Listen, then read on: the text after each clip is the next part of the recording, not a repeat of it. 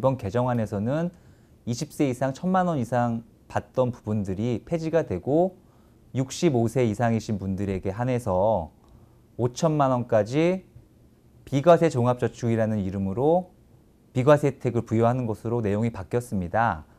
그러니까 많은 분들에게 적은 금액으로 혜택을 주기보다는 특정인들에게 혜택을 더 많이 주겠다는 취지로 개정안이 나온 것 같습니다. 그리고 재형저축인 경우에 현재는 총 급여가 5천만 원 이하 그리고 기타 다른 소득들이 3,500만 원 미만이신 분들만 가입을 할 수 있었고 그분들의 경우 가입해서 7년간 유지를 해야만 혜택을 받을 수 있었는데 그러니까 일부 대상을 한정해서 7년에서 3년으로 기간을 줄여주는 내용을 발표를 했습니다. 그 대상이 되시는 분들이 총 급여 2,500만 원 이하이신 분들 그리고 다른 종합소득이 1,600만 원 이하이신 분들 그리고 중소기업에 취업하고 계시는 고졸 취업자로서 25세에서 29세 사이에 계신 분들 같은 경우에는 재형저축을 가입하셔서 3년만 유지하시면 비과세 혜택을 받으실 수 있습니다. 예, 그 퇴직금 같은 경우에 일시금으로 지금까지는 많이 받으셨는데요. 그래서 정부에서는 이러한 부분들을 일정 금액을 다달이 받는 경우에 인센티브를 주어서 퇴직금을 연금 형태로 받는 부분으로 방향을 한번 틀어보고자 개정안에 그 내용을 집어넣었습니다.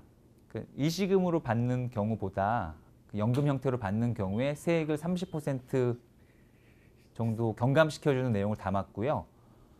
그리고 그 연금으로 가입을 했다 하더라도 불가피하게 목돈으로 인출하는 경우에 현재는 300만 원 이상 일시에 인출하는 경우에는 다른 소득과 합쳐져서 과세가 되고 있습니다. 이 부분을 300만 원 이상 인출하더라도 15%로 분리과세로 세 부담을 경감시켜 주겠다는 내용을 개정안에 담고 있습니다. 네, 퇴직소득 같은 경우에 지금 퇴직소득을 계산하는 방식을 정률 공제를 없애고 소득 금액별로 차등해서 공제하는 내용을 담았는데요.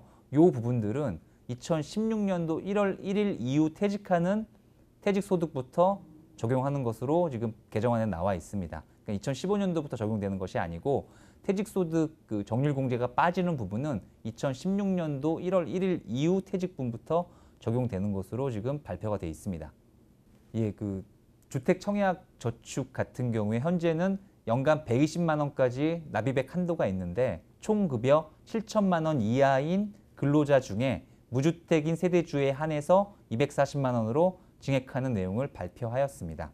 그리고 목돈 외에 또 보통 대출을 이용해서 많이 취득하기 때문에 대출 받는 경우에도 대출 담보 받는 이자에 대해서 소득공제 받을 수 있는 내역을 현재 한도가 1,500만 원인 부분을 1,800만 원까지 증대시키는 내용을 개정안에 담았습니다.